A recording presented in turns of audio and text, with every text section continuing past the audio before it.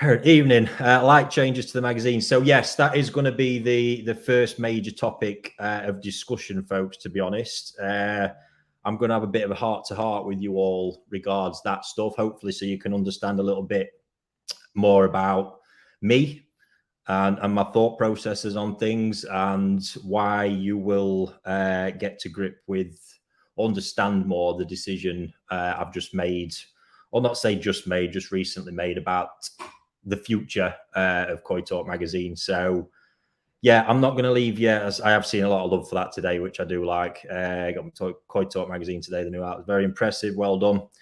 So yeah, on that one, now bear with me. I've not made any notes on this pre-scripted. It's just stuff flying around in my head. I just want it to come out as it comes out. And if you've got any questions at any point, please fire them in. I will check to them. Obviously, at the minute, I'm not going to.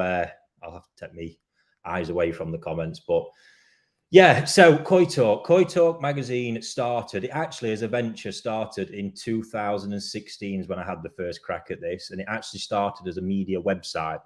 That's what I was looking at back then, because even then I realized there was not a lot going on. There was nothing bringing decent information, nowhere to find out what's happening. It was a disaster. And to be honest, I had about maybe 18 months at it.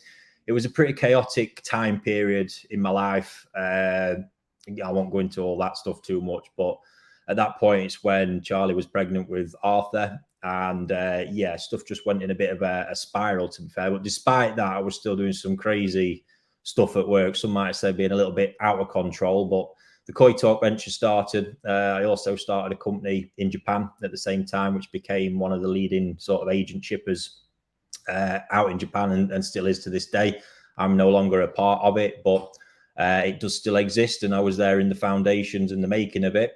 But yeah, Koi Talk was always this one that I wanted to share information, get a bit more out there. But I think, yeah, it was probably too early to that point. And after about 18 months of, in all fairness, just throwing money at this, I partnered up with a web developer. We were doing stuff. It just wasn't really gaining the traction. And for me, I thought, it'd be pivotal to actually create something tangible and physical, because I really do believe in that stuff still.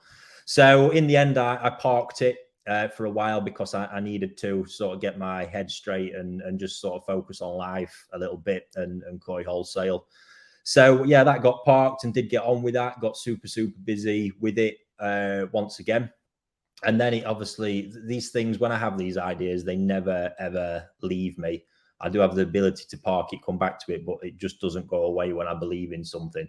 So yeah, later came back to it with the concept of the magazine. And I actually started on design concepts for the magazine about 2 years before we eventually launched it. That's how far back I was sort of mucking around with all this stuff. And obviously now we are getting on for 2.5 years into it, nearly, yeah, closer to 3 years almost. So it's been a phenomenal journey. But at that point, decided to relaunch, but on the basis of having the magazine. And the amount of time I spent obsessing about this stuff, the concept, the design for the cover, which seems so simple, but if you see the amount of iterations it went through before we eventually got to that point, different designers, concepts, money spent, just crazy. Then the internals of the magazine, I knew nothing about designing a magazine, but I've always had a big interest in design, print, and web design specifically. And I kind of took the attitude that I should treat this as a user interface. So it needs to be, and I've actually still got them here in my office down in the corner, a stack of magazines. I went to WH Smith's, bought a whole stack of them just to look through, to find things I liked, didn't like. And I saw a lot of magazines that were beautiful design pieces, but I found really difficult to read and almost too much going on the pages. And in the end, I settled, with the designer I was working with, who also created the cover, on the concept that you saw up until this current issue. And then we cracked on, loads of initial success. But at the time of doing it, and certainly this time around of doing it, we started Koi Talk magazine. I started YouTube. We started Koi Talk YouTube as well. Just went in a lot of different directions, but it was all born out of the underlying passion I had for helping to share credible information with you guys. Because as I was looking at the state of the industry at that point, information was only getting shared in Facebook groups, forums, wherever it wants to be. certain, YouTube places where, to be fair, the information to me seemed quite dangerous, not trustworthy. I could see there was information and advice being given that wasn't necessarily understood by the people giving it, and maybe just regurgitated from stuff they've read and seen in other places. So I thought it was crucial that, and to be fair, nobody from the industry was stepping up and filling these gaps. So hit all these different channels at once, just with one. The passion driving it was to educate, share information, knowledge, build a credible source that people could truly trust, but also have something to give the industry a push, because it all felt very flat and not a lot was happening.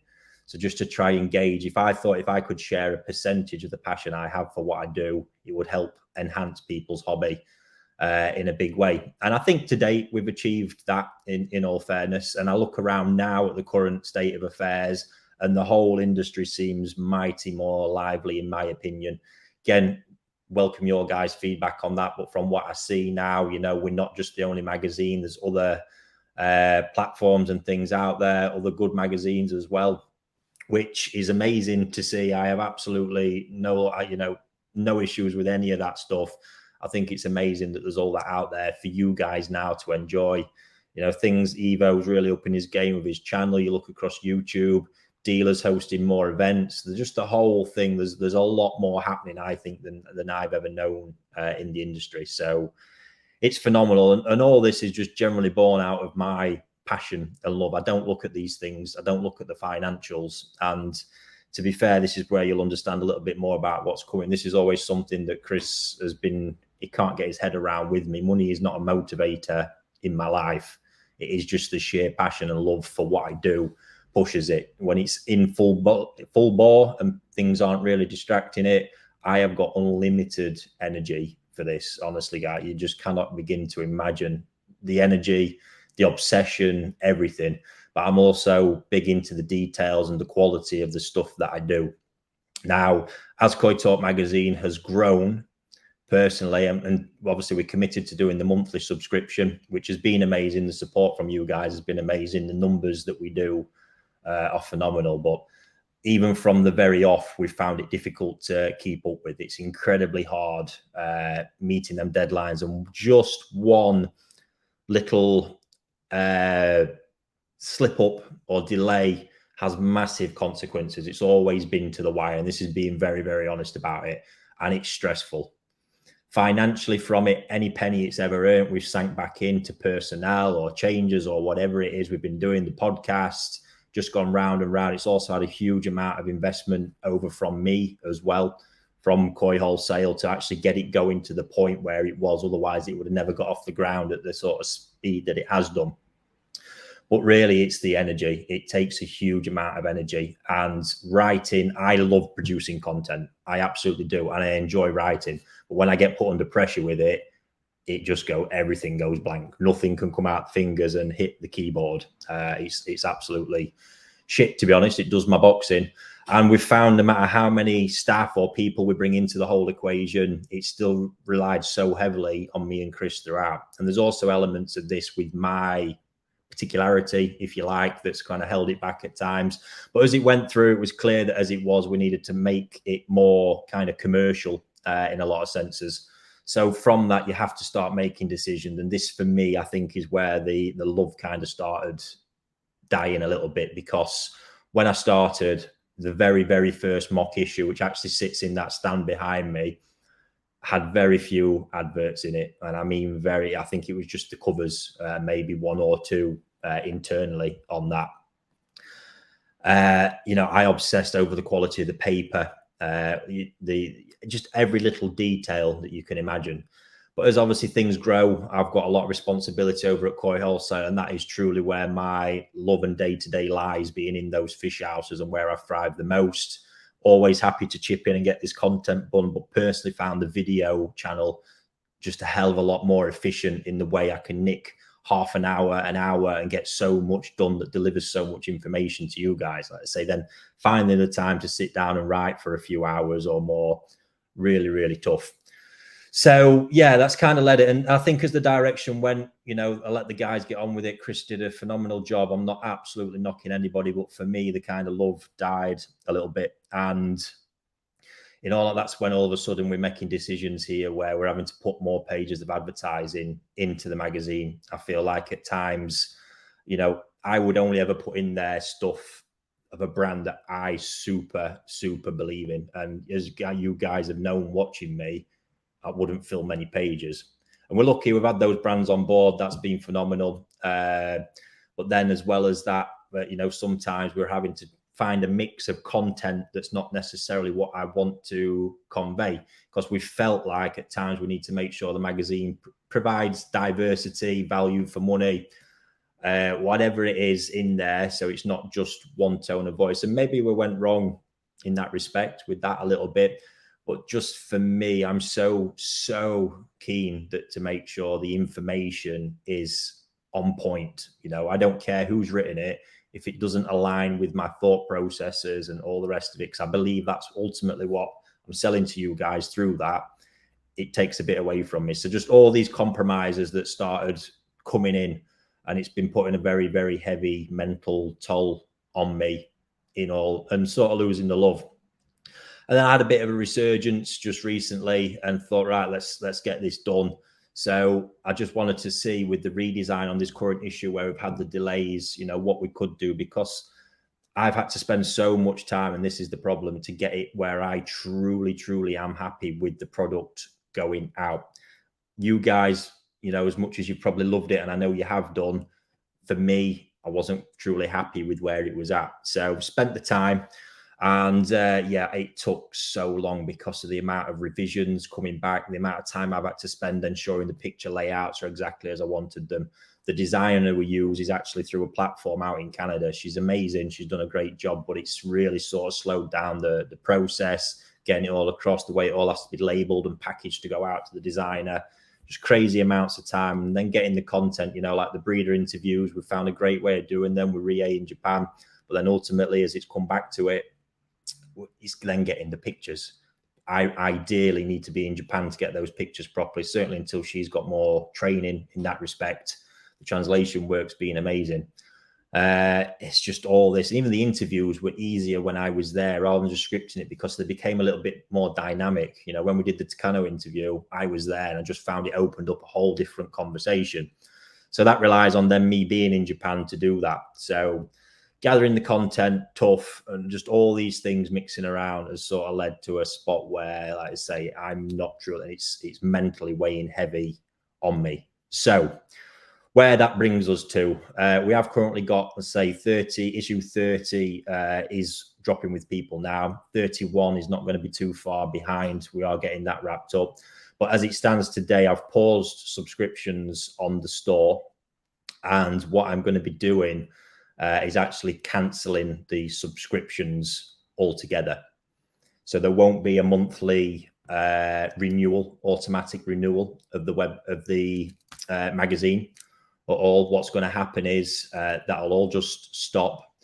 I'm still a fully 100% behind brand Koi Talk and delivering it. We're working really hard behind the scenes to get the podcast back live and kicking with me and Chris. So that's going to be coming soon. Still absolutely committed to delivering content for you, products, whatever it is. I've had loads of amazing ideas for delivering different types of content, mainly print material, because I do love doing it. But these things need time and extra headspace. And from that, basically, is we need to free up that time. I need to free up that time mentally to do it, and also deliver a product that I am super happy with and is the quality that I want. So like I say, the subscription's going to go, because personally, I just don't want that pressure. There's loads of other little things in it in the service there that's just has sprung into my mind. You know, the postage. The postage is another issue here, because again, to maintain the costs, we've gone with it's a bulk service because we hit the volumes to do it. So what we're going to do is, it will allow us to move away from that, because every time we've had back issue orders, we've done a phenomenal job there of the team getting them out in a timely manner. The service is so much better. When these get sent off to the distribution company where they're packaged and sent, it goes into this mixed mail sorting process. And it's a pain in the arse. Again, it causes more delays. And that part of that service is incredibly frustrating, because then behind the scenes, we spend so much more time and energy again communicating with you guys, which the team has always done an amazing job of on what's happening. But it is ultimately time and resources that could be better spent. So yeah, the subscription, I feel like, is probably one of the biggest burdens to it. So, and I do want to be clear, this is not the end at all. But the subscription is going to go, and what we're going to do at this moment in time, not committing to any particular number of magazines. All it's going to do is we're still going to try and produce as many as possible, because there's still enough there. Whether it ends up being monthly, I don't know. But rather than have the time restraints and making sure we've got all the deadlines to meet for that monthly renewal, what we're going to be doing is producing the magazine still, putting it out there. Obviously, we're here on YouTube all the time. We've got our mailing list and everything going on, and they'll then be released as an initial limited edition run, and then we will look to restock the back orders after that. You'll get good notice of it all coming, and that's the way that we'll be doing it from now on.